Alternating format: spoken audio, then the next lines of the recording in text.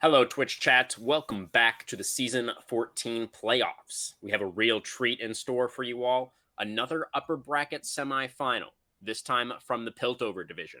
This best of three will, in fact, be a TDS civil war, as first seed TDS Academy will battle against third seed TDS Knights for a spot in the grand final. Neither one of these squads has dropped a single game yet in the postseason. Admittedly, the Academy got their last win in the Rumble stage via disqualification, as sadly, Clemson Purple were not able to field enough members of their starting roster. As first seed, however, Academy were favored to win regardless. Their sister team and the Knights made very short work of their own opponents in second seed Paradox, ending game one in about 22 minutes and game two in just under 26. Now it is time for Saturday Night Style. Bringing you the call will be myself, Chris Crewman, and I'm joined tonight by special guest caster Inigo Montoyas V3. He assures me it is no longer past his bedtime, and we should be good to go for a full night of action. How you feeling there, Inigo? Feeling pretty good. Should be a very great game from both of these sister teams, as you were saying. Uh, should be fun to see whoever one takes over, especially since neither has dropped a game yet. Like you said, one was to a DQ, but still 2-0 and 4-0 in this playoff. It's going to be very exciting. Yeah, and we once again here, Inigo, have a nice fresh patch for these teams to take a look at. In terms of actual champion adjustments, I do feel like there is not a ton that changed. You know, the biggest things in my eyes are kind of the fact that the dreaded cat has returned, obviously, and also they reverted the nerfs to counter jungling that came in a few patches ago. So junglers can once again be a little bit more aggressive and looking for those invades. But what are you looking out for, Inigo, on this new patch? Well, right now, I'm definitely going to be looking, like you said, into that jungle and seeing which one of these junglers can make the difference inside of some of these laning phases. We've seen or I think Arc and Fish, both of them playing a bunch of those more aggressive top laners. So it's really going to come down into that 1v1 or possibly into whichever jungler can really make their way back up there. A little bit of these mid laners popping off on some of this, or Ziggs, Victor, Aurelion Sol. Both players having a bunch of games of Aurelion Sol, albeit I don't know if Bulldog has had enough confidence to bring it out inside of competitive just yet, or competitive 5v5s, but he has been practicing in solo queue. So definitely Okay. interested to see how that Aurelion Sol is going to be playing out. Yeah, we have seen him here in the style playoffs already. Again, I think that's something that TDS Academy hasn't necessarily brought out yet, but certainly, even in the Yeah, professional scene, he's already made his and there's that. debut as Palafox, notably. Yeah, there's that Aurelion There he Sol coming is. out for Academy. First pick, very face up here for Bulldog. And there's, of course, a number of different options available in terms of trying to counter what the Aurelion Soul is trying to do, right? Anything that can be aggressive early on is generally a good way to go. And the Ari is going to be the response for Swedish Pancakes. What do we make of that counter pick there, Inigo? Well, it definitely is, as you said, one of those counter picks in the laning phase. It's definitely gonna be a little bit harder for Ari to keep up once these roams start coming in. Ari is known to be able to match those roams. However, it will take her ultimate to get there, while Alaran Soul would just be able to hold his and make quick work outside these side lanes before Ari can even get there. So we'll have to watch for Alaran Soul just clearing out that mid lane and then roaming to these other lanes and making his presence known. Very true, but the spike for the Ari should be much earlier on in the game, right? Aurelion Sol really tries to get towards at least that 2 item spike. Ideally, he's going to want to have the second rank in the ultimate as well. Really going to be wanting to gather up as much of that stardust as possible before the Star Dragon can really be a force to be reckoned with. So maybe Pancakes will find something early on to create a lead for the Knights that will be difficult for the side of Academy to overcome. But we do see the Academy locking in their bottom lane here, Inigo. The Jin and the Rakan going to be paired up alongside the Asol mid. Yeah, Jin Rakan versus this Saya Thresh on the side of Knights. It's gonna Yeah. be one of those lanes, like you said, a lot of fighting, a lot of bloodbath from both sides. Zaya and Rakan, unfortunately, being on the opposite sides of each other, and Jin Thresh just matching as well. So Thresh going for those hooks. Rakan does have the edge inside of that laning phase. However, Zaya will have the early some large amounts of DPS to be able to put out once she gets it first item, more towards that second item, however, while Jin still hitting those force shots. So we'll definitely see which one of these supports can really hit those abilities and make the difference inside of this lane. Yeah, I do like the fact that the Rakan was picked away from the Zaya, right? That's obviously what the Knights would have liked to go for. And they could have gone for Zaya Rakan on 1-2, right? On red side, Mm, but they decided to go take the mid counter pick while they had the opportunity. And the Rakan was taken from them. We'll see how the bot lane ends up playing out. Which of the bird lovers will emerge victorious? Who's got the better end of the breakup down there? We've yeah. got a bunch of top lane bans here in the second phase, Inigo. It's the Malphite and the Shen banned Yeah. away by Academy, the Fiora, and the Mordekaiser removed by the Knights. Now, having played with Fish before, I do know he is a Shen OTP. He is extremely Mm. good on that champion. And so definitely taking that away from him is just one of those comfort picks he will always be able to go back to. Sion will be the pick for him, however. Definitely one of those strong picks that you don't really need that much practice to be able to hit those abilities. So definitely a very safe pick to play blind into that top lane. And now TDS Academy will have to answer back in the top and jungle, and Knights will have their counter pick inside this jungle with this new patch, the counter jungling coming out. So it may be Mm. a very big counter pick that they're going for. Yeah, definitely. The patch notes could be coming into play here, potentially. It looks like jungle is saved for last pick on the side of Academy as well, unless it's the Maokai that's going into that jungle, which is certainly a possibility. Yeah. Expecting the tank Maokai, of course. AP Maokai received some very significant nerfs a couple patches ago. And it is going to be the jungle Maokai, as Ornn is going to be the match into the Scion. So a couple of real beefy boys up there. Yeah. Live Phoenix, or sorry, Phoenix is definitely one of those people who is not afraid to pull out definitely wild things. So this Sion could go top lane. However, we have seen Phoenix play this in the jungle. So I may Oh, have been man. incorrect in Sion going top lane.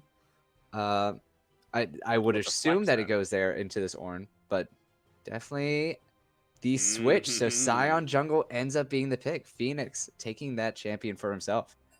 Okay, and the R5 Gangplank into the Ornn. Gangplank, a known tank shredder, has that true damage in the kit. So loving that last pick for Fish Emulsion. Is the Gangplank a Fish special here, Inigo? Is this something we should be expecting him to pilot extremely well? Although I have not seen Fish play this firsthand, he has played it in the past inside of Style Esports, and he definitely did extremely pop off. I believe he went 10-1 if I don't want to pull that off the top of my head. But he did extremely strong on the side of that champion. So being able to play this into the Ornn will be a strong showing from him. Yeah, seems like a really good counter pick. I like what they have in both solo lanes, honestly. The Scion seems like an interesting choice in the jungle. You're saying this is something that Phoenix has brought out before. I must say I'm not really familiar with the intricacies of the Scion jungle. It's not something that I've ever personally experimented with. But what do you know about this pick here, and Inigo? Anything else? Any tidbits for us? Well, all I know about Sion is that he does have a lot of damage inside of his Q onto monsters and objective, like epic monsters as well. So he's Mm. gonna have a lot of damage coming out of that, making that clear very fast for things like Krugs, for Wolves. A little bit slower for Red, Blue, Gromp. But yeah, those two objectives are going to be extremely fast taking, allowing this guy to really roam around the map and possibly be able to steal away some of the camps from the other side. So honestly, I'm right there with you with never really able to see Sion inside of the jungle, but he has pulled it out before inside of his last competitive play inside of the playoffs. So definitely not something he's never pulled before. Yeah, I am very curious, Inigo, in terms of which jungler will actually clear faster. I would say that, neither one of these champions has really strong early ganking or anything like that. But there is a reasonable amount of setup in most of these lanes that either one could play off of. So if one of these junglers, either Phoenix or if the side of Indelible is able to clear a little bit faster, then they could potentially make the first impact in one of these lanes. And we all know how important it is to get that early lead. Yeah. one of the weakest lanes for this CC is definitely going to be inside the Gangplank. However, Ornn, Maokai, Aurelion Sol, Ari, all these champions, Thresh and Rakan putting in theirs in the bot lane. It's definitely going to be on top of these champions or on top of these junglers to be able to see which lane they end up making a play in. I believe We're, we'll also have to watch out for the Scion, maybe going for some lane ganks, trying to hide inside the brush and getting a free oh yeah. max Q. Uh, it's just going to be one of those type of plays that they're going to have to look out for on this side of Academy.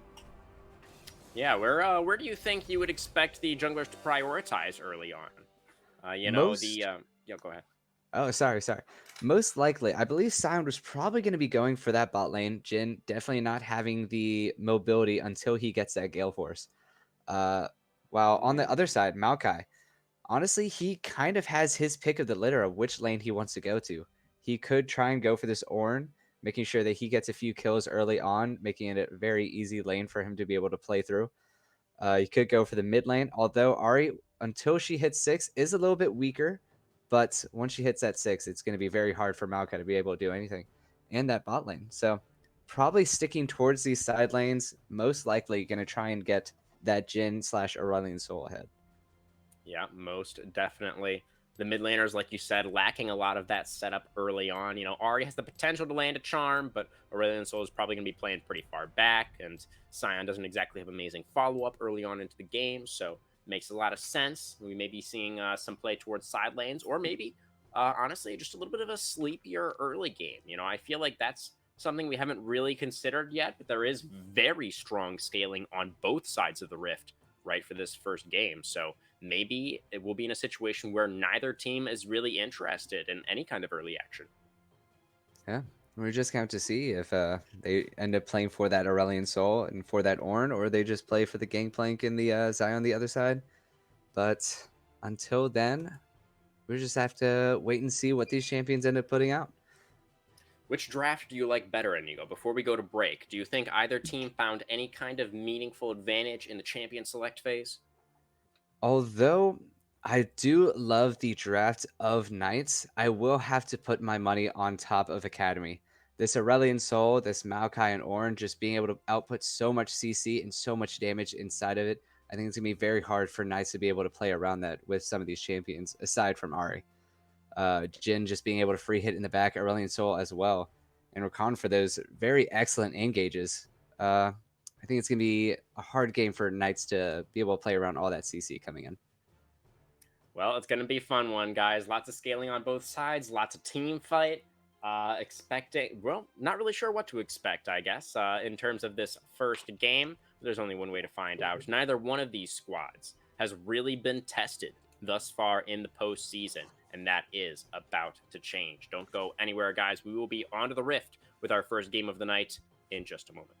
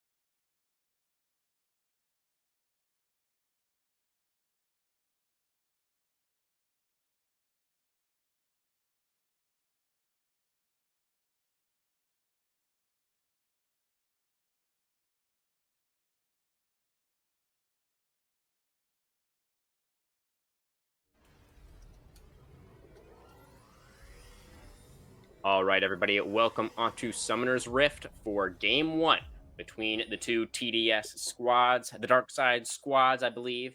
It's the full moniker there. Academy on the blue side, and of course the Knights on the red side. And both sides, and Inigo, a little bit of a 5-stack to start us off. Yeah, both expecting the other to try for that invade, but both sides being a little afraid of the CC already for level 1. Rakan definitely in position for a 5-man, while Sion on the other side in the same position as well. So probably not going to see any fighting early on, just a little bit of a safe play, waiting for the other team to get a little bit over aggressive. Very conservative opening that we have here. This is interesting. Looks like on the stream we don't have the spectator cam enabled. So it's just watching the blue fountain. Okay. Interesting. Just a second. We'll see if we can fix it. Right. Yeah, definitely until then. We can probably All right. I think we fixed it. I think we did it. Yeah. Okay, awesome. Well, yeah. I mean, not too much is going to be happening, like we said in this early game. Just a lot of probably scaling up, hopefully, for some of these levels. Probably wait until level 2 at the bare minimum. Especially for this Thresh, this Aurelion Soul. Or, sorry, this Thresh, this Rakan in the bot lane. I don't think Blazeheart or Cease and Assist are going to be trying anything too special until they hit those other levels. Yeah, that is what I'm expecting here as well. So, coming into this one, usually at this elo, teams are very, very aggressive. And okay, here, hang on. We have level 2 coming through for Xayah Thresh. That sentence going to go wide, though. So, nothing to break out just yet. And like we were saying earlier as well, the junglers are both going to be pathing towards that top lane. Blazeheart. That's the play backwards. Blazeheart. Oh, sorry about that. Oh, you're fine. You're fine. Yeah, Blazeheart taking a lot of damage in there. Already having to burn that flash only for an ignite. So already some of these both pots going down for Rakan. He's going to have to be playing a little bit more safe in this lane. But yeah, as I was saying, both junglers already heading towards the top side, and we're seeing the speed that Sion is able to clear some of these group minions as opposed to Maokai. As long as he doesn't have that bush, the cleanse coming out from Jhin. Yeah, it's a lot of damage.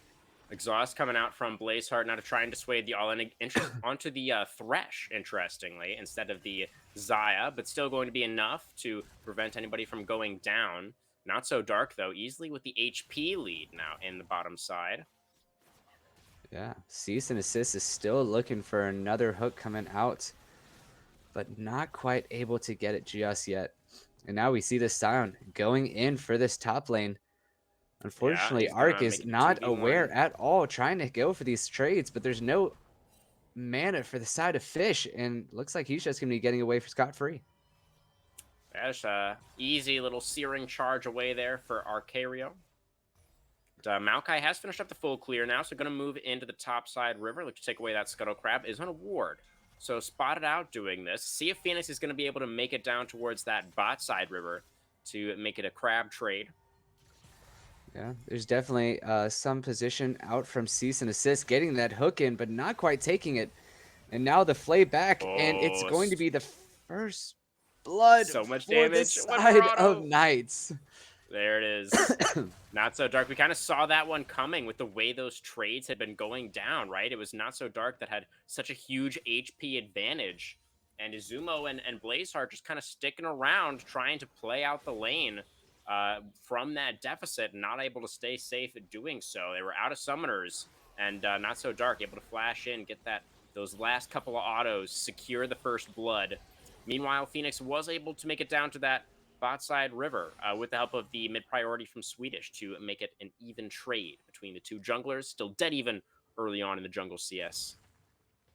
Yeah, both these junglers trying to make their way down bot, but yeah, mid lane being in the priority of the Knights. Bot lane also getting that first blood in, so not really any position for Indelible to try and go for that grab there. And as you said, completely even inside the junglers. Nothing really happening just quite yet for them. The lane's just playing the games that they had to play, especially in this early game, and we're just be waiting for some of these items to be coming in too. Pretty much even across the board, as the death sentence will go just wide once again for assist. Yeah.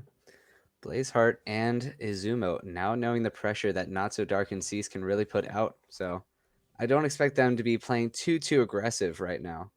Jin definitely very weak until he gets that Gale Force to try and dodge out Cease and Assist's death sentences.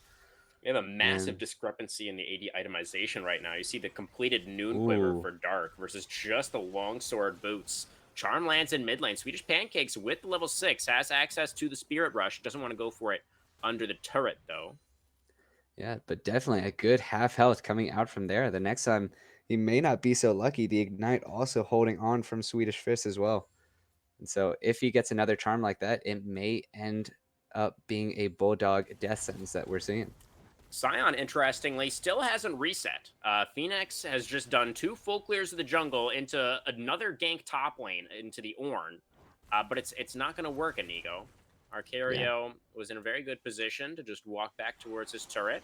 And that is going to be the charm dodged away from as a Bulldog sails majestically over the wall next to the Dragon Pit. Spirit Rush committed for that one. Pancake's not able to find it. Yeah, not quite getting there. Oh my god, here he comes again.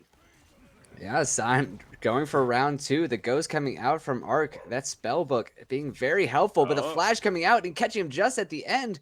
But don't think it's going to be close enough for Fish to be able to catch up. not even close, baby. Ooh, That's another charm in mid lane, but Bulldog still fine. We're yeah, getting baited a Swedish lot Fish. here, Inigo. Yeah, that Spirit Some Rush back-to-back definitely baits coming there. out earlier on, not able to get the kill for that reason. So, yeah, a lot of damage coming out from both sides, but only one kill at 7 minutes so far. Ooh, Yeah, but here the comes Call O of the coming Forge God. out. Arcario going to look for it. Flashed away from Fish Emulsion. That was a necessary flash. If that connects, Arcario gets that Brettle Auto. You are probably dead. So Fish able to stay alive up here. Nobody making any moves towards this first strike. Oh, that's a Ooh, and flash now in Swedish for Fish getting Indelible Vi. caught Gonna get the out. Bramble Smash. And there is the lockdown. Bulldog able to secure the kill with the Dragon Breath. And that is scoreboard equalized at 1-1. Yeah, a perfect play from the side of Indelible and Bulldog. Bulldog being able to put out that circle of death, Indelible flashing in and catching Swedish on the backside of his and being able to push him back into it was just way too much damage for Swedish to be able to deal with without that Spirit Rush. And a kill going over to our favorite, I guess, Universal Dragon? Universe Dragon? Cosmic Dragon, Cosmic Cosmic Dragon? Being. Definitely They a all better work. saying there. Yes, it's fine. Yeah, we all knew what you were getting at. It's definitely pretty even still in this early game. A Hextech Dragon first up does make things pretty spicy. Obviously, a very coveted dragon, even more so than the Cosmic variety, I do Yeah. believe. And we do have to look that Sion does have access to that unstoppable onslaught. Maybe looking toward that bot lane now that Indelible is making himself known. Okay, here comes the Nature's Grasp and gets the Feather And Storm out of the Zaya. Here comes the Unstoppable an Onslaught. That's a lot of excellent CC ult. down onto the side of Academy. It's going to be Blazeheart very low, flashing away, still burning down to the Ignite as Azumo stepping forward. Underneath the turret he goes, opens up the curtains under the turret for some reason. I'm not sure what that was, and Phoenix is going to be able to finish off the jungler as well, so it's a massive win for the side of TDS Knights in the bottom lane. Yeah, honestly, Izumo getting very bold there, trying to kill Cease and That's a Assist. word for That it. last auto not doing the job, so tries to open up with Curtain Call, and I don't think the damage would have actually been enough to even kill him with that last shot. But yeah, a great counter jungling play by Phoenix, being able to ult in and catch those champions, Blazeheart and Indelible, not being aware that the unstoppable onslaught was coming towards them. And a great 3 for none and a dragon pickup from the side of the Knights. Yeah, definitely the case. Knights with a very comfortable 2,000 gold lead now. It was Dark looking good in the bot 2v2. And now looking even better. 202 on the Zaya.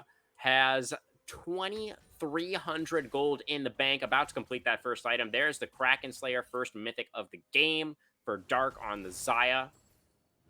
Arc will find a knockup, but top laner's just trading for now. Fish Emulsion and not on the better end of it. Yeah, Fish is really just not quite keeping up with Arc in this top lane. Ornn putting down those stones, putting down that breath, and hitting those crucial knocks. So it's really just not a good showing for Fish Swedish right now. pancakes. But Bulldog, Oh. just dead. Over the Yeah, wall with the not Spirit even Rush. a Ignite comes chance. down. Sayonara Cosmic Dragon. That's a death sentence as well for Cease. Able to get a little bit of lockdown onto the jungler, and Double Vibe trying to make his way out, but the Flay will keep him in place, and he's going to get charmed up as well. It's Lil Phoenix going to finish him off with the decimating smash. 2-0 now for the Scion as well. They pick up the Rift Herald, and TDS Knights are starting to run away with this one, Inigo. Yeah, it is not looking good. About a 3.5 gold lead at 11 minutes. It's not looking the best for them. Their only lane not showing up as good as the others is Fish.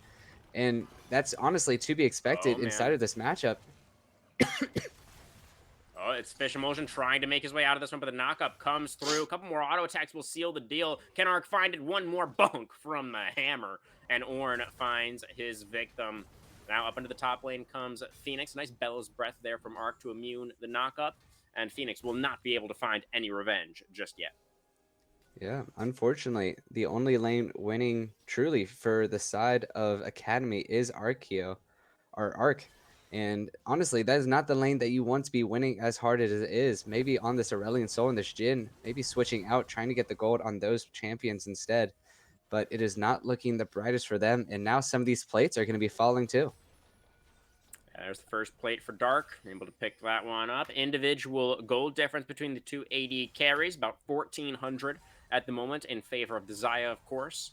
And Jhin from behind against some pretty tanky members. It is Heartsteel Scion as Phoenix has completed that mythic as well. Oh, that's a Hex Splash out of the bush for Yes. Cease. Able to get the double flay. It's Blazeheart trying to counter engage with the quickness, but the Feather Storm comes out. And there goes as Zumo, the Blade Caller, absolutely eviscerates him in the mid lane. Swedish Pancakes trying to get a lockdown onto the enemy mid laner, not able to find it. Decimating Smash over the wall. Gonna get a lot of damage down onto the Maokai.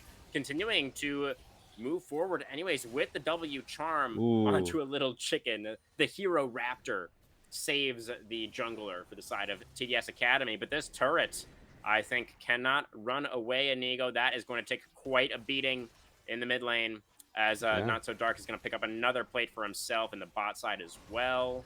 Oh, Ooh. dear. Oh. Indelible, thinking he was a little bit tankier than he was. Maybe trying to go for the stop of Rift Scuttle, but I don't think that was worth it. Desperation there. Yeah. Yeah, and a lot of damage. A lot of these plates going over to the side of the Knights. It's now almost at 5k gold lead just 2 minutes later, going up from 2.5. And now Arc is looking like the next target for this Oh, yes. roam. 4 people showing their face top now. Yeah, they the one strong lane for the side of TDS Academy, right? Like you said, and they brought the Goon Squad. It's everybody up here in the top side of things to make sure that Arc does not stay winning for long. It's the first death of the game, actually, for the Ornn, and it's going to be Phoenix able to pick this one up as well. 3 kills now for the Scion, who is getting very tanky very, very quickly. Yeah, 26 gold gotten so far from Heartsteel, but that's only going to go up as some of these team fights start coming. Rakan, Ornn, and Maokai all being melee range, so Sion is just going to be having a field day with this item. And honestly, it is not looking the greatest for Academy right now. Although not all is lost yet, they still have the Cosmic Dragon. They still have Jhin, albeit a little bit behind. Here comes Pancakes. Going to land the charm. Gets Aurelion out of the astral flight there, I believe, as the falling star will be flashed away from by Pancakes, but the shockwave helps to keep the Ahri in place, not to mention Blazeheart's assistance coming in there with the quickness, and it's going to be the second kill of the game now for Bulldog. Yeah, and like we said, the Cosmic Dragon, Aurelion Soul, is going to probably be the win con for the side of the Academy team. Bulldog is just going to have to be able to show up and make sure that his team does not fall behind too much in this early and mid game. And that ultimate's going to have to do a whole lot of work, but we have another fight coming breaking out. Yeah, it's a really big engage from both junglers. The Nature's Grasp and the Unstoppable Onslaught both come out. It's going to be Not So Dark able to pick up the first kill of this fight. Xayah is so strong in this skirmish. I guess the side of Academy weren't expecting Scion to be here again, but Phoenix has consistently been in this bottom lane to match the pressure from Indelible Vi. Every time the Maokai ult comes out, Scion is immediately there, screaming his head off, just charging in there. And able to turn things around for the side of the Knights. They're going to be able to secure their second dragon now, Inigo, and the lead is just continuing to grow. Yeah, honestly, Indelible is trying his best inside of this jungling position. He is doing what he has to do and try and get this top or this bot lane back into it. But every single time he's there, Phoenix is just right there to back up the side of Knights. And so it becomes a 3v3 with a pretty fed Sion, a very fed Isaiah, Oh and yeah. it's just not going the great position for them. Absolutely right there. We're going to have another neutral coming up in about 30 seconds. It'll be Herald number 2. And look who's already in position. It's Cease and Assist and Swedish Pancakes, getting some control over that topside river. Look Yeah. at all of these camps that are up as well for Phoenix on the Scion. Literally every single camp is up right now for Scion, but he's clearing mid-wave. And then I'm pretty sure he's going to go over to this Rift Herald. Maybe stop by the KFC camp first. Yeah, gotta take those chicks real quick. Gold efficient. But yeah, like you said, going for that Rift Herald is definitely gonna be one of those next moves that they're gonna go for. Uh, Probably hoping to catch out Arc inside of this river, but Indelible is just there with him, making sure that he's still safe inside of that top lane. But now Yeah. a Now, little bit of a 2v1 in the ooh. spot lane, not so dark getting caught out. No Feather Storm. No Feather Storm just yet. He's trying to outplay it, Ooh, but he can't find it. The fourth shot comes out as Azumo almost ran out of time there. The Jin yeah, surviving on about 100 HP. That was one more feather away from Not So Dark, able to outplay the 1v2, but Jin able to find it in the end. The Unstoppable Onslaught is going to come out in the top side. Phoenix not able to land that onto anyone. Called the Forge God and Nature's Grasp still available if the side of Academy want to contest, as the Herald has been started up. Here comes Arc from the top lane. it We'll looks see like if they this fight is might going to want to break fight this out. one. Nice Just mini a little smash. bit. I don't think it's going to go the best for the side of Academy just now. So yeah, Yeah. Indelible getting his way out, and they're probably just going to give this one over for him. Thresh was in position. He was here before Blazeheart to push out the enemy top jungle. Mirakan knocked up now over the walls. Herald will run out of HP. Shelly has been taken down. How does the fight look? As Death Ooh, Sentence connects, Call of the Forge got denied by Cease. He says, stop this nonsense immediately, and prevents Arc from finding the engage. yeah, definitely As, showing off that name. Cease and absolutely. desist. Absolutely. He's not even playing Vi, right? But still able to accomplish exactly what the name suggests. And the side of TDS Knights are continuing to find advantages. You know, that just looked, they were more coordinated for that play, as Azumo has to be careful here, but was playing respectfully enough to where he wasn't in danger from that blast coning Thresh. Yeah, and the second turret falling for the side of Academy. Now a lot of that gold just sitting inside of the pockets of these members of the Knights. Zaya definitely sitting on some gold inside of that item already, probably having enough gold for that second item in her pocket right now. So Fish is just going to be the only one just trying to farm up, making sure that he gets that mid lane second item and becomes that really, that barrel pusher that we see Gangplank to be. But yeah, honestly, there's no pressure for him to be able to deal all this damage. Swedish Pancakes is just bullying the Bulldog in this mid lane. Not so dark Yeah. is just almost 2v1ing inside as long as he has that ultimate. Answer your Almost had question. that 2v1 in the bot lane with Featherstorm, but not quite. It was Was about 7 seconds off. Exactly, yeah. It was very, very close. If he had the ultimate, would have been able to outplay it. But to answer your question, Twitch chat, Bulldog's ASOL is currently at 166 Stardust stacks, and the E execute range, I believe, is about 9% max health. So, seems like a decent pace. I don't really know what's good in terms of stacking on the ASOL. Couldn't really tell you, but seems fine. As Ooh. Azumo is not fine. Yeah, He is Zumo. very much collapsed on, and there's nowhere to go. Not so Yeah, dark. It's number 5. I guess he couldn't quite hear you and being fine there, but it is Mm. what it is. Pushed up a little bit too far in that lane. But trying to get out that farm. Swedish Fish using the rush here and the flash coming out from The Blazeheart and flash still getting caught. Jetsons. Oh my goodness. Yeah, the charm lands as well from Oh, Swedish. Oh, everything lands from the Knights. They it's truly absolutely made unfortunate. that look easy. Another death sentence comes in. It's going to be the charm onto the junglers, and Indelible Vi just gets absolutely eviscerated. Another death sentence, cease and assist, just chaining them together, hook after hook after hook. The smash is going to knock the Star Dragon out of the sky. Falling Star indeed, as Bulldog's not going to be doing any stacking from the Death Chamber. Chemtech Soul on the Cease, table, but the Knights want Baron instead. Cease and a hit assist, hitting basically 3 or was it 4 for 4? The only one he missed being the flash away from Indelible, and just it's not looking the brightest for the side of Academy here. Those the cease and assist death sentence hitting every single time. Swedish Pancakes with that charm. It is just CC ability after CC ability, and there's nothing that the side of Academy can do. Yeah. They're going to try and trade the Dragon for this Baron is one thing that they are going to try to do, Inigo. I don't know if they're going to be successful, and no, in fact, they're just going to back away. They don't have the time. They didn't have their jungler because he is coming back from the fountain, of course. And what is this? That is a deep teleport from Fish. Can they collapse on the pirate? Looks like the answer is going to be no, as Swedish Pancake is going to find the Rakan, who will grand exit his way towards the blast cone. As Dragon has already been started.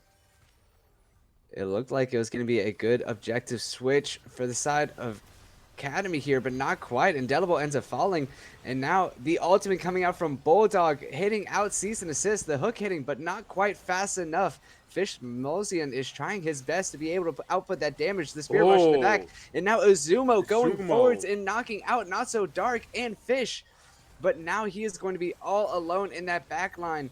2v2. However, Bulldog and Icario trying to put out as much as they can, fighting out, but Phoenix with these Qs is just too great. The charm hitting as well, and now the fall of Bulldog. Arc is trying to trade back that mid laner, and he will, but not after falling to Phoenix. A 5 for 4 in this team fight. Unreal. 9 players dead at the end of that one, Inigo. The Dragon, though, did go over to the Knights, and they still have Baron on their Scion. So a very messy fight, to be sure. It was the Thresh, I believe, who was the first casualty, just trying to buy time for the team to finish the objective. Was successful in doing so. And the side of the Knights, as the dust settles, Inigo, they've got 3 dragons to none and a 10,000 gold lead. Yeah, it is looking very strong for the side of the Knights, really pulling out the leads here.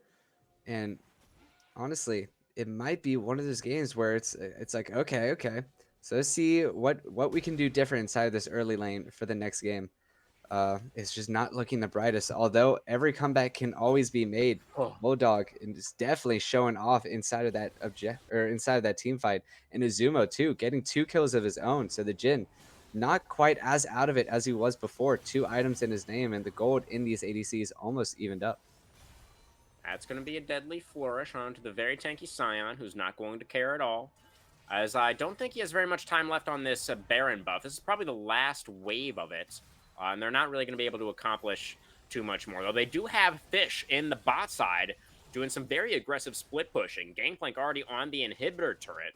Not going to be able to stick on that as Arc has moved down for the defense. And Fish now maybe in a little bit of trouble as the collapse is coming through. Cannon Barrage drawing by a little bit more time. Can he burn down the Ornn? Just needs a little bit more damage. He does get the kill onto the top laner, but Bulldog's going to sail in there to trade it back. Both top laners taken down, both ultimates committed, as now the siege continuing in the mid lane. Not So Dark laying into that tier 2 turret as Phoenix moving forward to zone the enemy team away. Lantern to bring the Scion back to safety, and it's more gold for the Knights. Yeah, a great play by Fish in the bot lane, pulling 2 of those members over and then giving over that that mid turret towards their side, making sure they get that for free.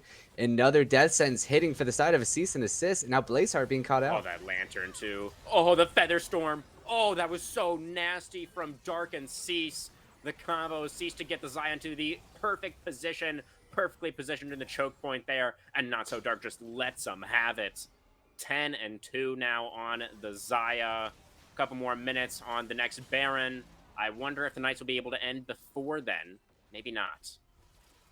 Yeah, maybe not pushing out this side, but yeah, these objectives, once they start coming up again, Baron and this Soul Drake, it may be spelling the nail in the coffin for the side of Academy. I sense the end of this one coming in the relatively near future, Inigo. The walls are closing in around Academy. They don't have too much left. They do have their Aurelion Soul and their Ornn at level 14. The first ornament has come through, the enhanced Gale Force for Azumo, who has had some really high moments in this game. I mean, in that last fight around the Dragon Pit, able to flash over the wall. Gale Force is in, picks himself up a couple of really big shutdowns on the Jhin, but it just hasn't been enough as Cease and Assist now potentially caught out by the Rakan. A little bit of quickness, but now it's Indelible Vi. Rakan has just completely abandoned this skirmish. Left Maokai out to dry a little bit. Now the Rakan's going to get picked off as well. It's Ark in a 1v3. Has the Forge God to keep him company a little bit, but Forge God is gone now. The Forge God has also taken his leave of this particular battle. It's going to be a double kill for Phoenix, 6-0 and 9 on the Jungle Scion pocket pick, making it look like it could be potentially ban-worthy for Game 2, Inigo. Yeah, it was just so great for the side of Knights here.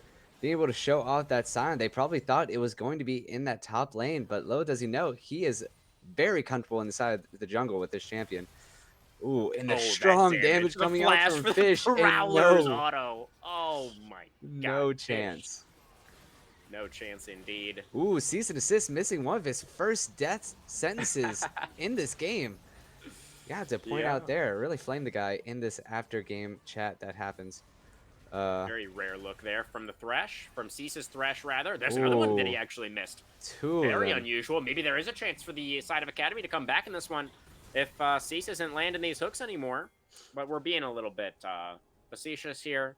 There's obviously a very desperate position for the side of Academy. And this is going to be Chemtech Soul pretty much guaranteed for the side of the Knights. I mean, there's really no way that anybody on the side of Academy could steal this one. Maybe the falling star from, screen away, but I don't think that's going to happen. There goes the soul. And Baron alive now as well. Could be the next play, Inigo. Yeah, seems like a full reset for the side of the Knights. Well, excluding Fish. But, yeah, this Baron is probably going to be the next objective in the sights of the Knights here. And that may spell the end of the game that we're seeing. Well done there, Inigo. Sights of the Knights. Very, very nice. But, play on words. Yeah. But, nice yeah, it is unfortunately not looking the greatest for the Academy team right now. About 15,000 gold behind. It's basically a full item in every single lane if you divvy up that gold to every single one of them. And now this Baron is going to be falling half health. Ark is trying to show his face. Maybe call Forge of the Ornn God. Sorry, Forge of the Gods. The Ornn Horn has indeed been sounded, but the Baron has been defeated as the Maokai is going to be the first casualty of this one. Not tanky at all on the AP tree, and there comes the plank damage. Fish Emulsion telling us that, yes, indeed, he can play the Gangplank top to a very high level of proficiency, as he had a pretty phenomenal performance in this one as well. It's 31-9 is the final score, as in 29 minutes, the side of TDS Knights look to march down mid lane and hand the first defeat over to the side of Academy in this postseason. Yeah, definitely a strong showing from the Knights here in basically every single lane. Fish is just surviving inside of Ark, but Swedish Pancakes hitting charm after charm against Bulldog. Not so dark, and Cease and Assist getting that early 2v2 first blood. And Phoenix showing up in every single place that Indelible tried to go to, making some great plays Indelible is trying, but just you can't really do much into a Sion who's just hitting every single one of these abilities. The Unstoppable Onslaught, the Q, it's just way too much damage, way too much CC for them to be able to deal with. Yeah, Phoenix on the Scion ended that game 7-0 and 11. Absolutely massive. And Swedish Pancakes on the Ahri also was able to get some great work done from the mid lane. We were talking a lot about those death sentences, but those charms, especially in a couple of those big fights around objectives, were really, really impactful as well. Most damage in the game for Swedish's Ahri at around 24.5k.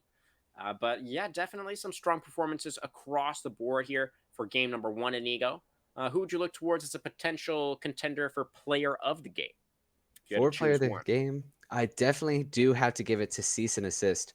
Those death sentences were hitting basically every single time and making it so hard for really bulldog to be able to do anything. Izumo to try and exist inside of that lane, and it just became basically this champion making the absolute difference inside of these lanes. Yeah, yeah, absolutely. As 25 out of 31 kill participation for cease and assist on the Thresh.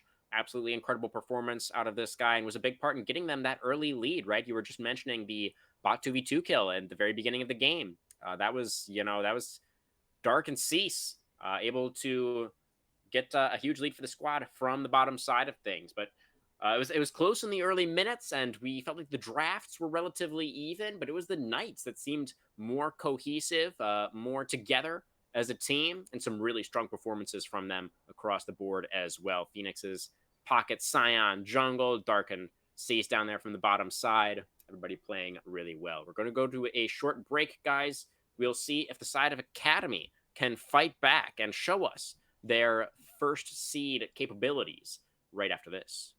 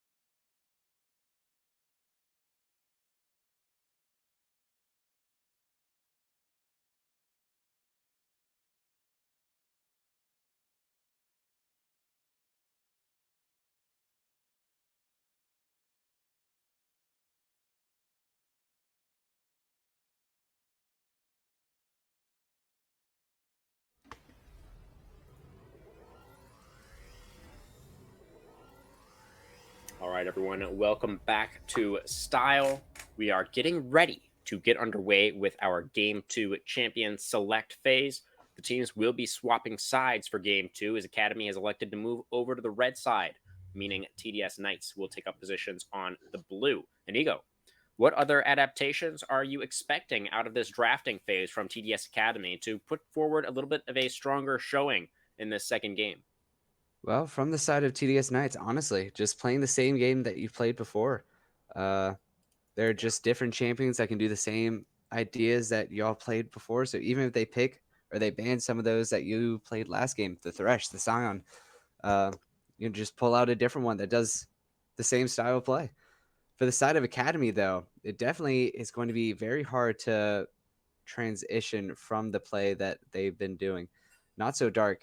I feel that they're definitely afraid of this man taking over, banning away that Caitlyn, the Jinx in the first round of picks, leaving open that Xayah for him. But even if there are a bunch of ADCs, maybe just switching some of those ADCs to maybe a support that maybe a jungler instead, forcing them on a different pick, although they do the same thing, maybe just trying to force them on something a little bit less comfortable than they're playing right now. Thresh is definitely known for the side of for the side of cease and assist. So not something he's afraid of picking up. Um, Yeah, and maybe just Thresh switching over some recently of those bans. definitely that could be an avenue in, but what they had banned before seems like it was pretty ban worthy as well. So we'll just have to wait and see. But Thresh, of course, another recipient of some recent buffs. So cease and assist really showcasing that very nicely with all those death sentences that he was able to land in succession in that team fight that we saw last game. That of course was the buff, was the reduced cooldown on the Q, especially at later ranks. And moving through our Game 2 draft now, guys, looking like the exact same band. Oh, no, it's going to be the Xayah instead of the Jinx that has been removed. See if the Jinx gets taken away here as well. Would mean leaving the Nocturne up on the side of Academy. But, I mean, when we can just bust out the Scion jungle, like, is there really a point in banning anything away from Phoenix? Yeah, Phoenix is not afraid to pull out the woodworks in these games here. Although he has played it before, definitely something that you're not going to see in your average solo queue game. And now 3 ADCs being banned away from Not So Dark. So 5 ADCs in total being banned away. Something that Yeah. definitely could play into seeing these ADC come out first round Ooh. again. And Ash coming All out, the right. new Q buffs coming. So we're gonna have to see if it's Yeah. going to be ADC or if it's just one of those poke comp supports that we're gonna see here. Be interesting to see. I wonder if I could get some dark stats on Ash. Let's see what that looks like. Not a ton of Ash mastery that I can see for darks. And the Xayah is, of course, most played this season at least, with a very, very nice win rate, only across 7 games, but still. Yeah. So it'd be interesting to see. We're just going to wait and see where the Ash is going to end up. On the other side of things, Academy looks like they're going to respond with their own bottom lane, the Kaisa, and then maybe a support lock in here. Yeah, I think Akaisa is definitely a very good pickup. If you're gonna play scaling, you might as well match the scaling with your own. And Kaisa, with that ultimate, I forget what it's called, but making it a little bit safer Killer to. Instinct. I'm sorry. Killer Instinct, the Kaisa Killer ultimate. Instinct, yes. Yeah. Killer Instinct, making it a little bit safer than the Jin here. That curtain call making him a very easy target for these Thresh, and now Thresh being pulled out from the side of Academy instead. They have to deny it from Cease, right? So they're not willing to give that over. They have to take it away from him. We'll see how Blazeheart is able to look on the Chain Warden, and now the Lux instantly going to be locked in on the side of the Knights. Still Ooh. some flexing opportunities alive here with the possibility of Lux going into the mid lane. But Ash Lux does seem like a pretty strong pairing, Inigo. Yeah, There's the and there's Nocturne. that Nocturne. Ooh. So suffering one of the bans into that ADC position, now the Nocturne is given over to Phoenix. So it is one of his play champions. We're just gonna have to see how he plays it out. Definitely a very dangerous champion. We're gonna have to see if he goes for that assassin build or if he's gonna go a little bit more tanky. Try and play out these team fights with this J4 and the Thresh being inside the game for Academy. Yeah, I do like the J4 lock in because you're looking at 3 champions on the other side of the rift who do not have any dashes. So no way to actually get out of the Cataclysm except with the Flash Summoner spell, of course. So could be a really, really strong pick for Indelible Vi if they're able to control these team fights with the J4. Definitely something that we can watch out for.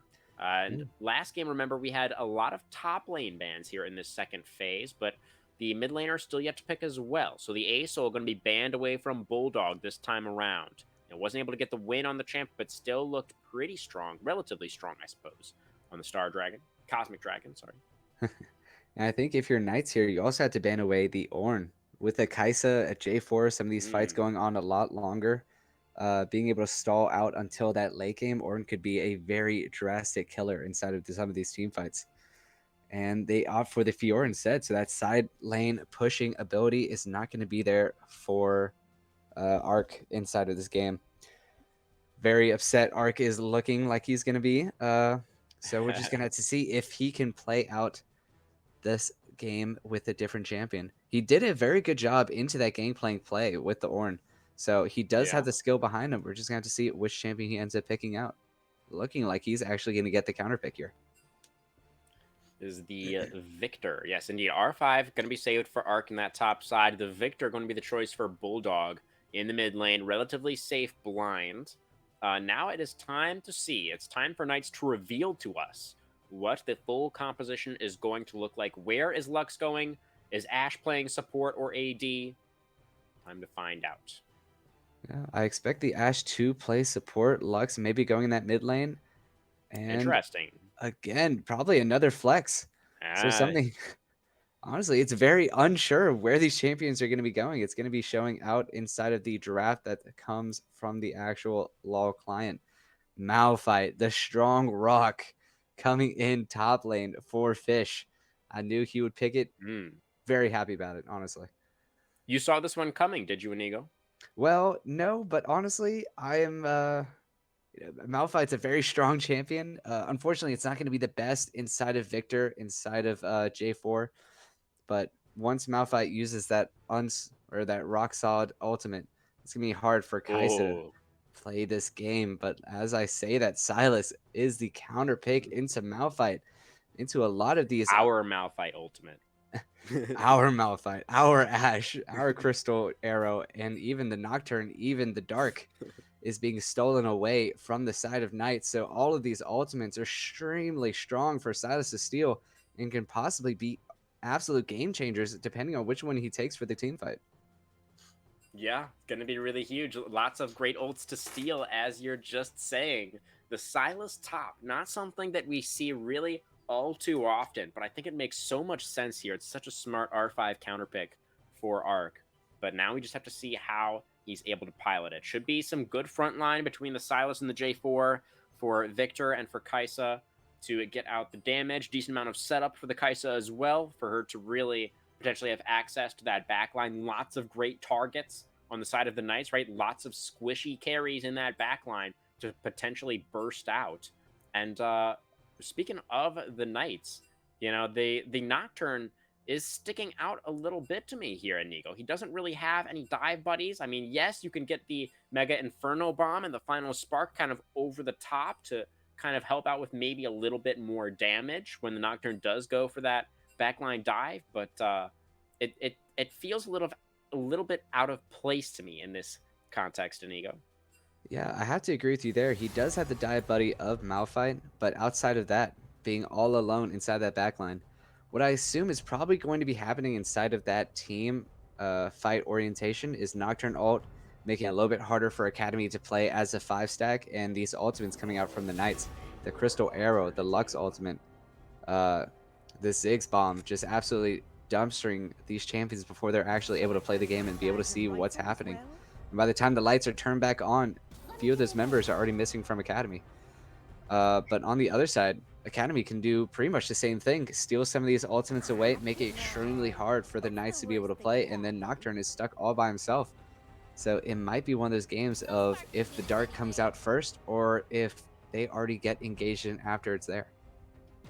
It will be interesting to see, right? Because it's a little bit of dive on both sides. Knights obviously with the Nocturne Malphite, and Academy obviously with the Jarvan and the Silas, and then the Kaisa able to follow up on that as well. So it seems like on the side of Academy, I want to say that they have a little bit of stronger dive, with the Kaisa being added in there, and they also have more frontline with the safety of the Thresh, and the J4 should be able to create all of that space. The Cataclysm Chaos Storm combo, another thing that we hadn't really touched on yet, but that could potentially be very, very devastating for any squishies that get caught up in that combo. And if for the side of the Knights, if they commit with their divers, if Nocturne and Malphite are going in, that means that there's going to be nobody to peel for all of these carries in the back line. So I do feel like Academy maybe have a little bit of a more dynamic composition in terms of how they can actually play out these fights. I feel like, the paranoia only goes one direction, right? You can't really use paranoia to peel. I mean, the fact that you can deny enemy vision is useful and can be helpful in that context. Don't get me wrong, but it's not the same as Jarvan, like, just literally jumping on top of that diver and trapping them in a cataclysm and preventing them from zeroing out his carries. So Yeah. that's kind of where I'm sitting on this draft, Inigo, but definitely some possibilities on both sides. Yeah, if I had to choose a team to win this 5v5, I'm always going to put my money on top of TDS Academy. The Academy, like you're saying, is just a little bit easier to play out some of these team fights.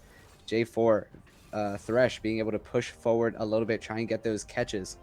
And even Silas, depending on the build that he goes, he could go Everfrost or he could go the Rod of Ages. That makes him a little bit tankier in some of these late game fights that happen. Especially against a Malphite where he doesn't really have to worry about that kill pressure happening. It can make it very hard for Knights to be able to push forward because, like you said, the Nocturne ult and the Malphite, if they go in, there's nothing to peel back the Ziggs, the Lux, the Ashe, making them very susceptible for some of these divers, J4 and Thresh, even Silas too. Although, if you look at the backsides, Malphite and Nocturne can get into that Kaisa and Victor, but it's a lot easier for them to get away with that magnetic field with Kaisa's I forget what the ultimate is again. I know you already told me. Killer Instinct The is the killer one. instinct, just being able to get out of some of these backline dives all by themselves and not really needing the peel back. So it'll be very dangerous for the Knights to be able to play this game out. Even just a little bit of movement speed that Kaisa gets from the E, right, can be useful in trying to get away from the Nocturne, trying to dodge out on these unstoppable forces from the Malphite.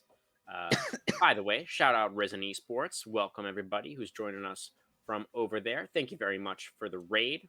Hopefully the stream went well for you guys. Thank you for tuning in. This is an upper bracket semifinal here in the Piltover division of the Style Season 14 playoffs. For those of you just joining us, and this is a little bit of a civil war that we have on our hands as the dark side, two of their teams have made it all the way to this upper bracket final. It is the Knights now who are able to take game number 1, moving over to blue side for the start of game 2, and the side of TDS Academy over on the red side now with a draft that I think we do favor a little bit. Isn't that right, Inigo? I believe so. I believe the Knights do have a little bit of a draft favor in their side. Well, we shall see.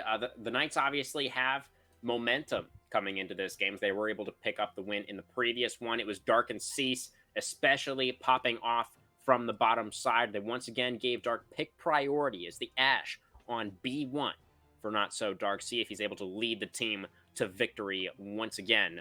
Or if the side of TDS Academy, the first seed at the end of the regular season, will fight back and give us a nice close series tonight. Would be the first loss for the side of TDS Knights if we do get the full 3 games. But we're just finishing up the spectator delay. Anything else you wanted to touch on in this draft, Inigo? I don't believe so. I think there's just going to be a lot of pressure on that bot lane again, like we were saying earlier. Kaisa Thresh into an Ashe, possibly, the Ashe Lux.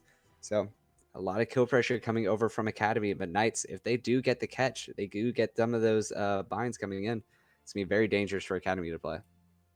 Just noticing it looks like the Victor is going to be flexed into the top lane, and we will see the Silas in mid. So that is an additional wrinkle for us here, but we're going to have to talk about it a little bit more once we get into the game, Inigo. We're just about to wrap up the spectator delay, so we're going to have to go to that short break. Don't go anywhere, folks. We'll be back with the Style Esports playoffs right after this.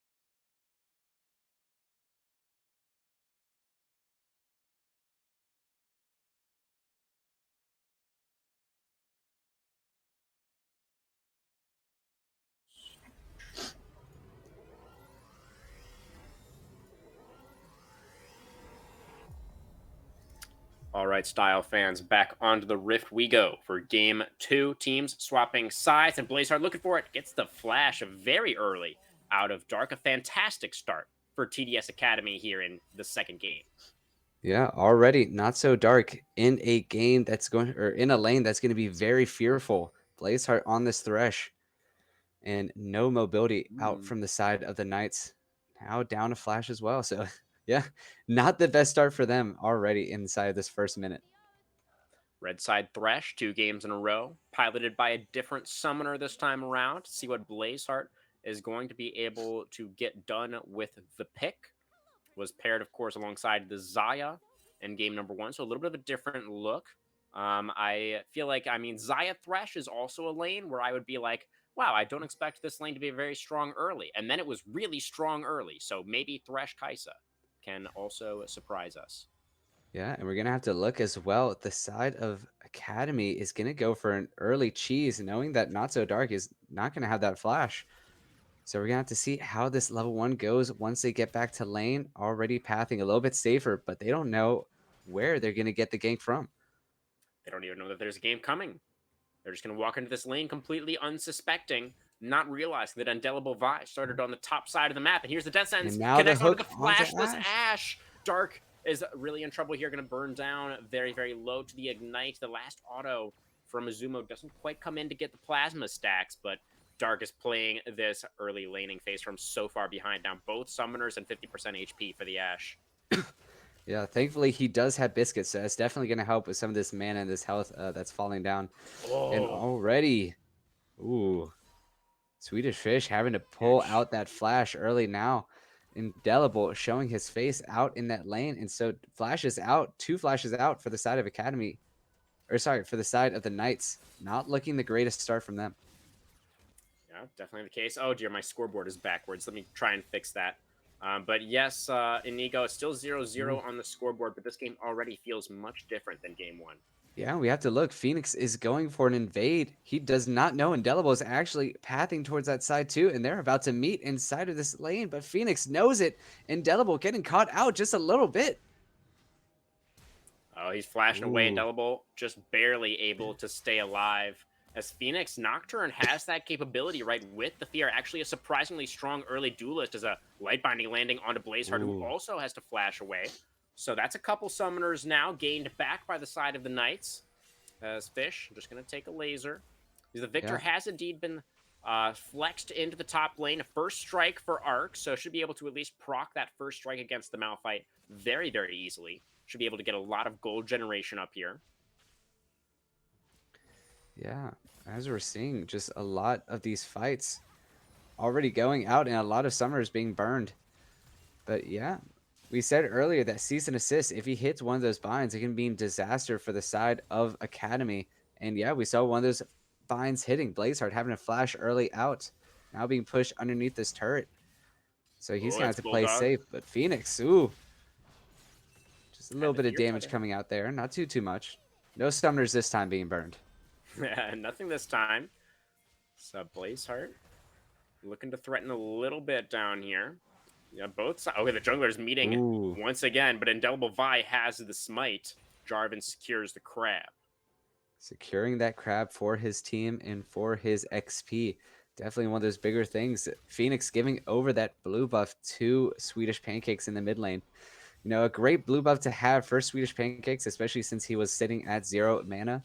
But a little blow to Phoenix's XP inside of this jungling race. Yeah, definitely the case. At least the Nocturne was able to pick up the bot crab, right? So able to trade relatively even on that front, and they are actually dead even right now in CS between the two junglers. So Phoenix not really too worried about it. Nocturne, of course, wanting to get towards that level 6 as quickly as possible. Once he has access to the paranoia, that's when the champion becomes a champion, as it were. Yeah. Now this bot lane, Blazeheart hitting the hook. Oh, huge. Gets Cease underneath the turret. The light binding connects, and Not So Dark needs one more auto and gets the flash and heal out from Azumo under his own turret. The Prey Seeker. Oh, the hero minion there. Keeps Minion taking the blow for the side of Cease and Assist, saving his life. Although he did have the flash, that minion said, "Don't worry about it. I've got you, homie." And really took the blow for him there. Getting very close these snares from the side of Cease and Assist, making the flashes and the heals coming out from Izumo. And yeah, both supports are just pulling out the damage, pulling out the CC, and making extremely dangerous for both these lanes, seeing who gets caught out first, who gets like all the CC and all the damage out before the other team can do it. And yeah, it's just Definitely. gonna be a very Indelible close game to by, watch.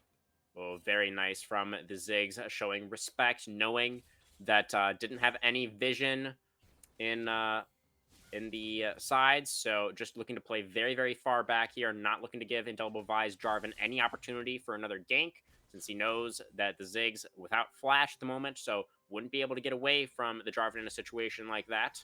But yeah, that bot lane skirmish looked so good at the beginning for the side of TDS Academy. You know, Blazeheart able to get the death sentence and flay the Lux underneath the turret like that. But then Cease and Assist turning it around, as you said, with that light binding.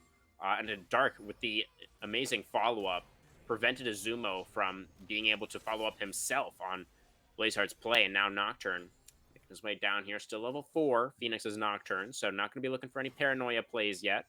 An interesting invade from Fish in the top side that we see here as well. Oh, Bulldog using that TP in the mid lane, so that being burned down, not really mattering too much, especially since it's not anywhere near 14. But it is interesting to see that TP being burned early, anyways.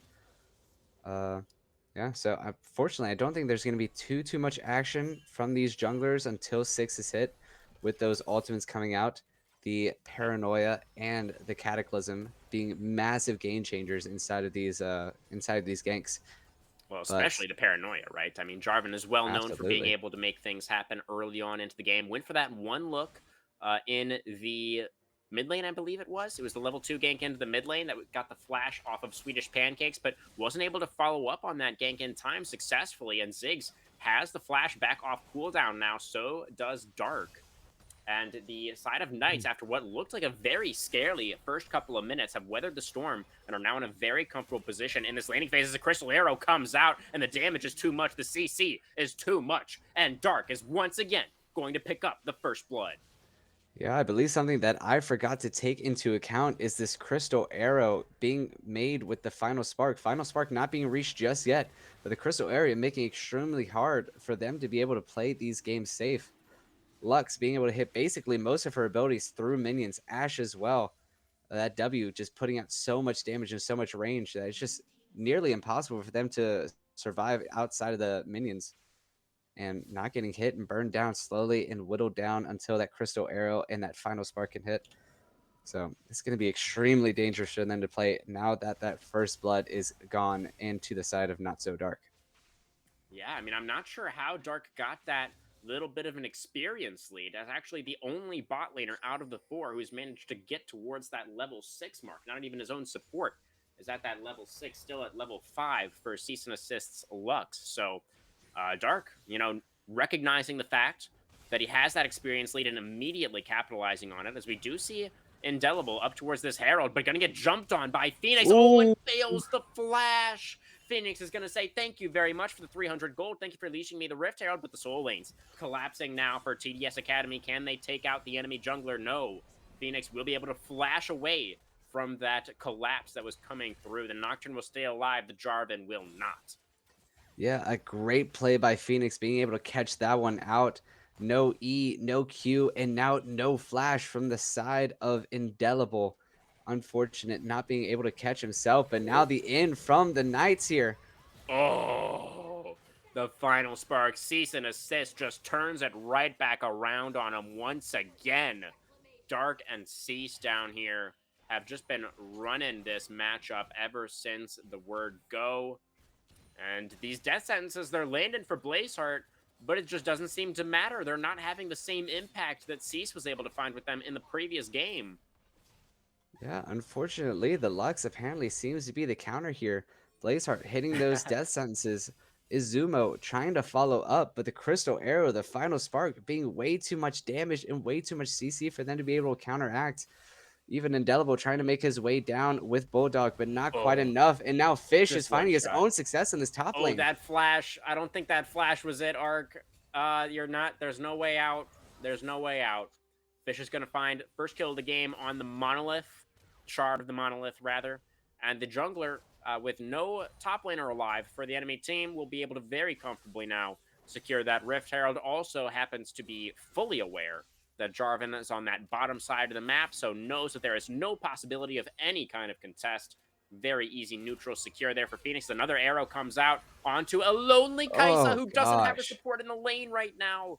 Will just barely survive, but likely going to have to back away from this turret. Can't even farm up these creeps. Just trying to stay in XP range right now as Azumo. Here comes Thresh, but you can't look for a play when your AD is at 100 health. If Flash was, or sorry, if he was not used by Azumu, that would have been her life being forfeited over. And it's just extremely hard for Azumo to be able to play this game. Blazeheart doing his best to get these picks, but it's just not enough if the damage is overwhelming the CC. And now another Oh pick my and more goodness. damage coming out onto Blazeheart. Indelible trying to make his way down, but too little too late for that fight.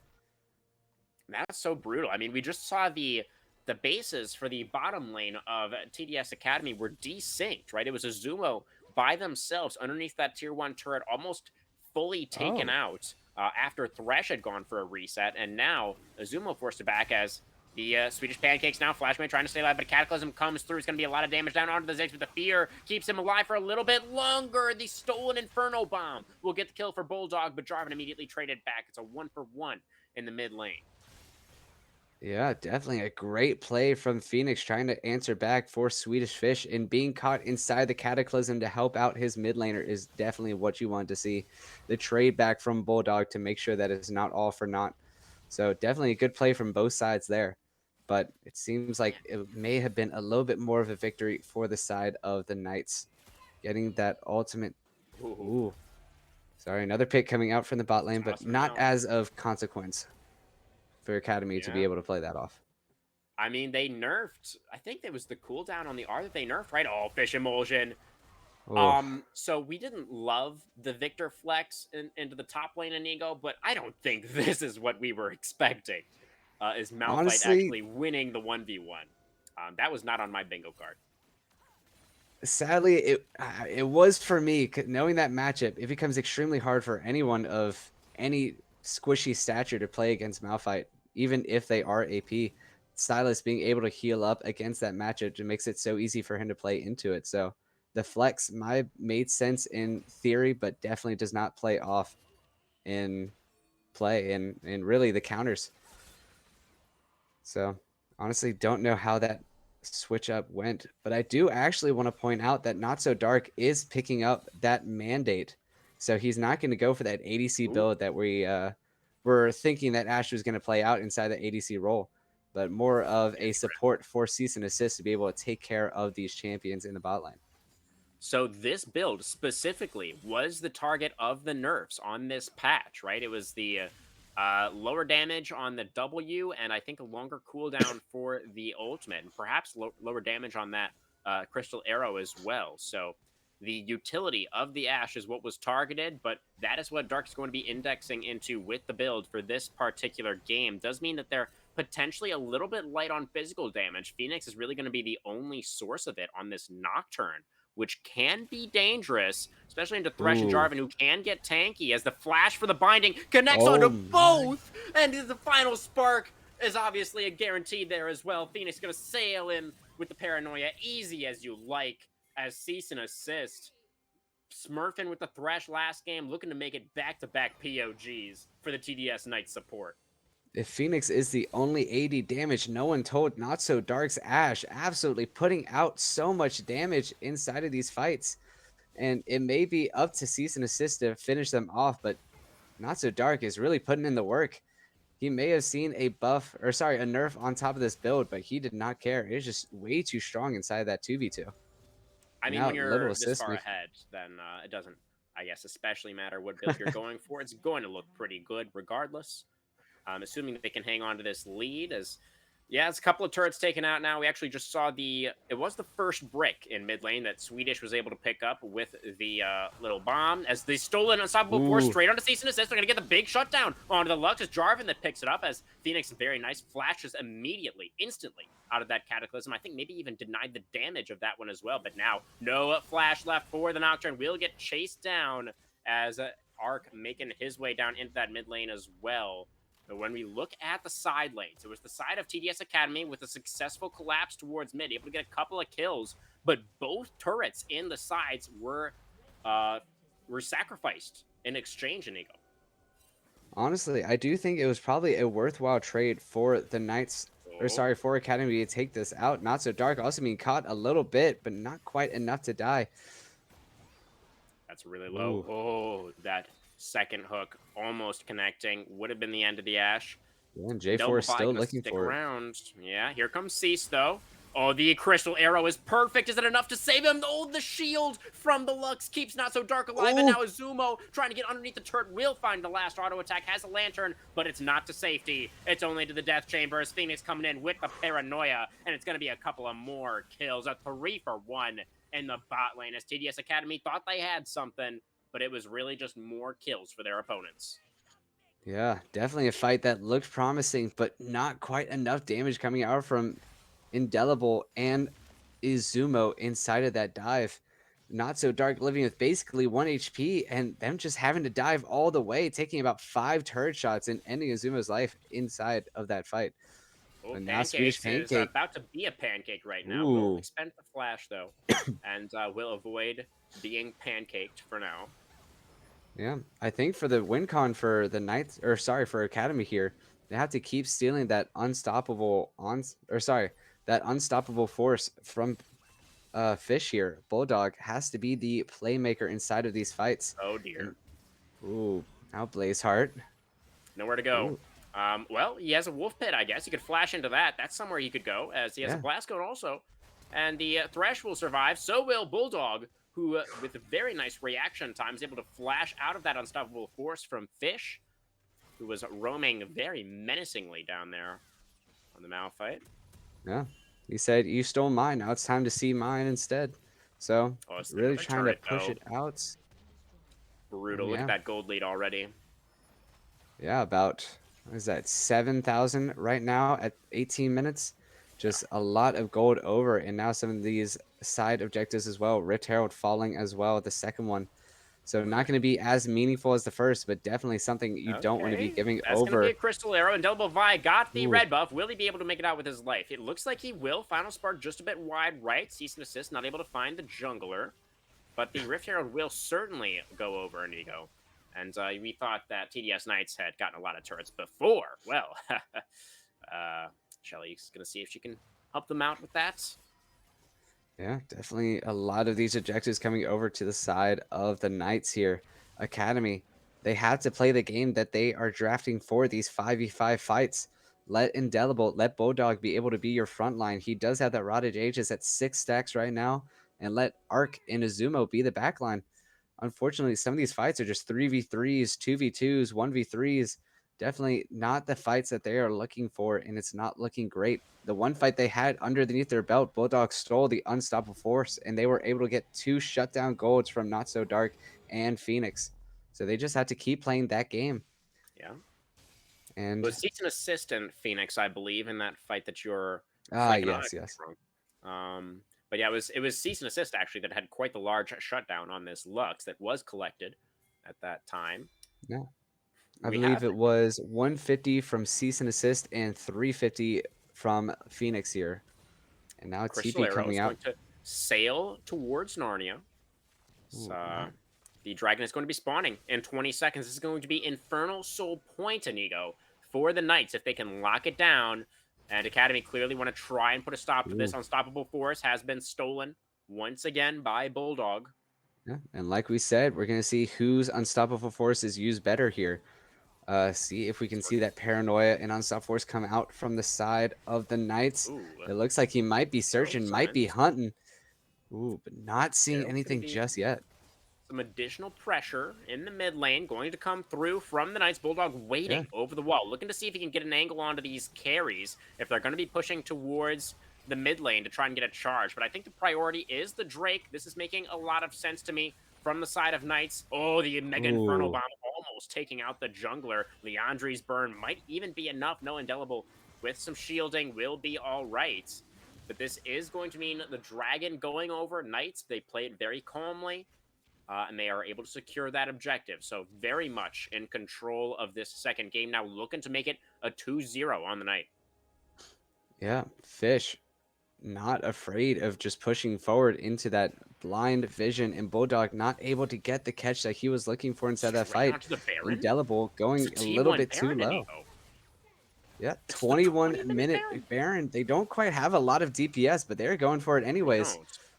A TP Comes the coming in, and it looks teleport. like it's going to be a 5v5 fight coming out. Yes, indeed. Academy know exactly what's going on. They get a ward in the pit, and they will prevent the Baron from being committed to as the Unstoppable Force onto the support. Blazeheart running out of HP. The Paranoia onto the support as well. Fish Emulsion trying just buying space, zoning away that backline. Nocturne in trouble now, though. The Cataclysm onto 3 gets the flash out of the Lux, but it's the Jarvan who goes down next. And the Wallets, they're just a little bit too heavy. Inigo, it's a 3-for-0. Knights once again on top. Light binding over the wall, flashed away from by Arc. The Inferno Bomb almost picking off another kill on the way out there, as the Knights really do seem to be in full control of this one. Could have just gone straight back to the Baron, but I guess needing to replenish their own HP bars, they will just reset and have another go at it in another minute. Yeah, I'm not sure where Bulldog's stolen Unstoppable Force went in before that fight broke out, but it seemed like a great fight for Academy to be able to take. But Ooh. The exhaust, ooh, though. Chains connect, but immediately the exhaust comes out from Cease and Assist, and Bulldog takes so much damage there on the way out. All 3 of these ranged carries in position to lay into the silence. Oh, Swedish has to flash away. Indelible didn't have the Cataclysm. ooh, That's the final spark. Almost able to take out the ooh. Victor. Blazeheart as well, limping away with a sliver of HP. Oh The no! Crystal Arrow Oh! for the last hit. This Dark, the sniper, takes him down from long range. And look at this, Fish Emulsion already in the side lane, already taking out that tier 2. He wasn't even in mid lane for this fight. It was all 5 members of Academy desperately trying to run at these 3 ranged carries. They couldn't get onto them. Yeah, a great fight coming out. Bulldog did so much damage, but the exhaust coming out, keeping him from getting that kill. And on the way out, Ash, Lux, Ziggs, being able to damage and output so much from just so far away. It's almost unfair the amount of range they have inside of these fights. And then, yeah, Victor getting caught out. The final spark hitting him to almost death. And Ash said, "Oh, you thought you got away? Well, you forgot about my crystallized arrow," and taking him out in the end. Oh, it was too clean from Dark there, able to lock down that kill. Look at this Axiom Arc second item. Is this is this the build? And this might Honestly, be, I don't know if I've seen this. as you're saying, if you become so far ahead, anything will be good. Anything Oh will my just be goodness. the build. And now Blazeheart being the target and Axiom Arc. Ooh, Flash doesn't matter. yep, not so dark. Ends up getting that ultimate refund. So 10% being taken off, and now just getting that much closer to being able to use it. Probably in All about right. 20 seconds, even less actually. Yep, about 13 seconds on our next crystal arrow. Yep. So What's the exact cooldown on this with the axiom arc complete? Let me see. So it's 45 okay, seconds. but 45 that's not seconds without including the Axiom actually. art. Right, that's before Yeah. axiom arc, which is 20% of the cooldown, which is of course 9 20%. seconds. So I thought it if was he 10. Oh god. kills somebody with the ultimate, then it is on a 36-second cooldown right now for Dark. As the Baron is just getting absolutely melted. They weren't able to finish it before, but it looks like they will certainly be able to finish it now. Academy Another are arrow off towards going the out. bottom side, trying to collapse onto a Malphite. That's just not really going to work, Inigo. As the Prey Seeker, very, very cheeky. Possibility of a steal there, not very likely. As the Smite is good from Phoenix, and the Paranoia Ooh. also pretty good from Phoenix. Going to get the fear down onto the support. There goes Blazeheart. Unfortunately, Trying to not use having the same Thresh performance that we saw in the previous game. trying to use that box to get out, but not quite enough. And now he may not have that paranoia for this next fight that happens for the soul point, or sorry, for the soul Drake. But honestly, I don't think it's going to be that much of a difference maker with the way that the way that Not So Dark and Cease have been playing Final Spark and Crystallized Arrow, hitting their marks nearly every single time and taking out those key members, Bulldog, Arc, Izumo, from being able Oh, to play these pancakes? games without. Oh dear. That's Ooh, Ziggs is really dead. He's gonna get locked up by the gravity well. He said, "Oh my God, there's no sorry, way. what'd There's you no." say? Oh, the You said he chaos was storm. They dead? He finally take eventually out the died, but Ziggs. Yeah, it's just oh it's gosh. everybody on the side. Oh, Dark is gonna get taken out as well. Indelible Vi trying to navigate their way around this team fight. Gets the shutdown onto the marksman. So both carries actually are down on the side of Knights, but they still won out massively in the fight. Inigo. It was a 4-for-2 overall. They will be able to secure Infernal Soul. Yeah, unfortunately, that's probably one of the best fights that they're going to get. They almost got Swedish before he was able to do anything, but not They quite, needed to using kill that him bomb and faster. blasting himself away. You thought he Yeah. was dead, but he had a little bit more time inside of his life to be able to half health some of these champions before he took his gray screen with him and Yeah. really took some of these members with him down under too. Definitely the case. We do have the respawns coming in now for Academy. So it would just be the tier 3 in mid that goes down. Academy now alive to defend. Mhm. But I don't know how much longer they're going to be able to do that defending Inigo, as the gold lead has extended to 13,000. Yeah, take away 13,000. 6 of these kills, and it's basically a perfect game. Losing no turrets, not True. giving away a single objective inside of this game is just going great for the side of the Knights here. Another Crystal Arrow coming Comes. out, hitting its mark on top Oh, of yeah. Victor. You bet. Mega Inferno Bomb as well. Oh, That's arc down to about 15, 20%. Oh, if that Q landed, I think he was dead. I think if If the Cease had bouncing actually bomb used the landed. ultimate on side of Arc, that would have been 3 ultimates and a dead Victor. Yeah, true, true. If the Not quite Lux the ult same landed page. as well, it would have been, yeah, it would have been dead Victor for sure. Look, it's on cooldown right now, so maybe just a second late was Cease on the final spark. Is that what happened? He used it, but used it on top of Blazeheart instead of Arc Ah, there. I see, I see. Yeah, Well, they will but get the inhibitor. We're going to begin the siege onto the bot tier 3 now, as Blazeheart, with the death sentence over the wall, does connect onto the pancakes. ooh, But ultimate that flame. might have just been a bait. As Paranoia over the wall, it's Phoenix into the back line, dominating now as he gets kill onto the enemy jungler. Flashaway trying to stay left. Killer Instinct follow Ooh, up will get Izumo the kill, but one last Q. The dying Q from Phoenix will make it a trade and a double for the Knights jungler. Arc can't even defend this turret without taking a bunch of bombs, and there's oh. Lux. There's a new video game coming out for Silas. You know, he's got his Mage Seeker game, so Lux has got to get in all these shots while she can. Yeah, incoming Silas bus coming. And Yeah, so she's true. feeling herself right now. We do have Yeah. to point out that Bulldog was able to take out Not So Dark inside of the back line using that stolen unstoppable force. So a 2-for-1 inside of the base of Academy, but Bulldog was able to trade one back, unfortunately, as we saw falling to cease and assist inside of that bush he didn't know was warded. Didn't know it was warded. That was indeed his demise. Has a sweeper in the inventory. I actually didn't see if he had that before. Maybe just picking that up now, I think. As a result of that death, saying, wait a second, I really need to know if I'm standing on wards. That's Yeah. really important information. And we'll have the ability to know that now, but it's probably going to be a little bit too little too late, Inigo. Yeah, probably. This game is not looking very bright for the side of Academy to come back here. They have been getting some pretty decent fights with Bulldog stealing unstoppable force. Just, throwing out those arrows because why not? 36-second Oh, cooldown. that Kaisa was very Ooh. far forward in that lane. A stride breaker going to slow her down. Phoenix going to take her out Yeah, how with dare she the arm farm in the blades. side lane with wards in the jungle? I mean, that Honestly, was unironically, that was illegal. That yep. was not allowed. And Izumo found that one out the hard way.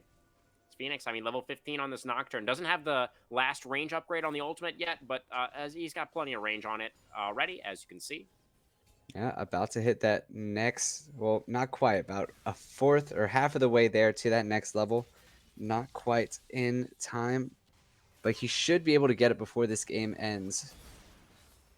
Well, yeah, most Yeah, sorry. likely the case, but I don't think it really matters, again, as the base is continuing to disintegrate around Academy. The walls, once again, they're getting closer. The final spark dashed away from by Bulldog, able to stay alive for now. Just wait on this next minion wave to come in. On the top side, as Malphite is already onto the Nexus turrets. And it's looking like the tutorial victory here in game two, as TDS Knights are looking to leave zero doubt that they are the stronger dark side team, at least today. Looking to put their sister team down even Ooh. farther as the Cataclysm comes out in a last-ditch effort from Indelible Vod, not able to find too much with an Enchanted Crystal Arrow onto the Thresh. There he goes. It's Phoenix into the back line once again, kills Victor on his Fountain. And now it's just Kaisa and... oh, did I say Kaisa? It's just Bulldog left on this Silas. Just like it, when we see Nongshim play, it's the exact same story as the mid laner will remain alive, but will not be able to stop the Nexus from going down as the Dark Side Knights secure the quick 2-0 and punch their ticket to the grand finals. Yeah, honestly, a great showing from the side of the Knights here. Swedish Pancakes, not so dark, cease and assist, putting on a clinic in this game too. Being able to outplay what we thought was going to be a winning Academy bot lane ended up being quite the other side, just taking over. Ash and Lux hitting those binds, hitting those arrows, especially when Ash was able to hit that level 6 before anyone else in the game, or sorry, anyone else in that bot lane, and just taking over. And it was just not the best game for Academy to be able to play. Definitely the case. Yeah, Academy, they were just, it wasn't really their night, is what it looked like to me. They were a little bit outmaneuvered by the side of the Knights. The Knights just looking a little bit more coordinated in a lot of these fights, and clearly came in with a plan, right? The Knights with some really cohesive drafts. After watching how that game played out, I do think it was really important that they were able to find a lead to play with on the side of the Knights. Otherwise, I don't think the composition works nearly as well, but they clearly did have a plan coming into this, right? And they knew how they wanted to play this out, and they were able to execute very, very well. Yeah, definitely. I would have to say, who do you think? Who do you, seeing your opinion, who do you think the MVP of this game two would be? Man, well, it was Swedish in the mid lane who had the most damage. But honestly, I kind of want to give it to Cease. I want to give it to the support for both games. I mean, he the Thresh was picked away from him, right? He was denied the opportunity to play Thresh for a second time, but pulls out the Lux in a matchup that I think is, I mean, not necessarily hugely favored to Thresh, but I think it's a matchup that can be very scary for the Lux Ash lane, right? As if Thresh can land his skill shots, but it was Cease and Assist who was just playing it, I think, a little bit better. They were able to find a big lead down there in the 2v2 once again for the second game in a row. And that felt like a big piece to the puzzle that was the TDS Knights victory. What do you think? Yeah, absolutely have to agree there. Cease and Assist was absolutely showing off on the Thresh game one. So Academy said, you know what?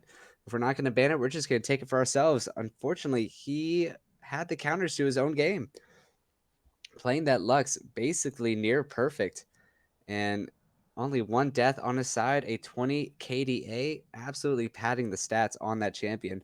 Have to give a little bit of love, like we said, to Phoenix, to Swedish. Fish definitely holding his end of the bargain in that top lane, being a solid Yeah. rock, not in this game only, but definitely in the game 1 to 2. But yeah, Cease was just absolutely a playmaker in this entire series.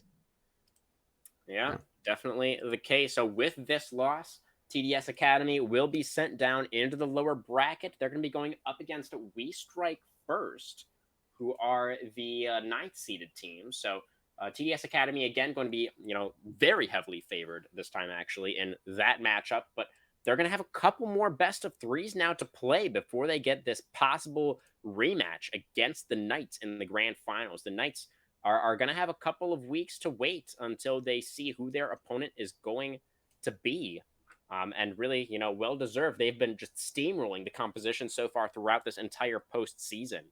And whoever is going to be going up against them in those grand finals is definitely going to have their work cut out for them. But do you have any final thoughts on tonight's match or on the playoffs overall here for season 14, Inigo? I don't believe so too much. I think definitely the Knights deserve being inside of the finals, and we're going to see if TDS Academy is able to show up against We Strike First, or if We Strike First will also be turning this momentum down into their own victory as well. Yeah, we shall see. It would be exciting to see the rematch in the grand finals between the TDS squads, but Definitely some teams going to see if they can stand in the way of Academy. But that's going to do it from us tonight, guys. We have some more Style Esports playoff action tomorrow night. That is going to be once again 8 p.m. Eastern. Elation Revival versus HSG Black. And it's going to be Abba and Potato bringing you the call on that one. But from myself, from Inigo here, thank you very much for joining us, by the way, tonight, Inigo. Yeah, no problem. It was definitely a great game to be able to cast. Absolutely. Couldn't have said it better myself. From us here on the caster desk, from the entire production team here at Style Esports, thank you everybody so very much for watching. We appreciate you all very much. We'll see you next time. Good night.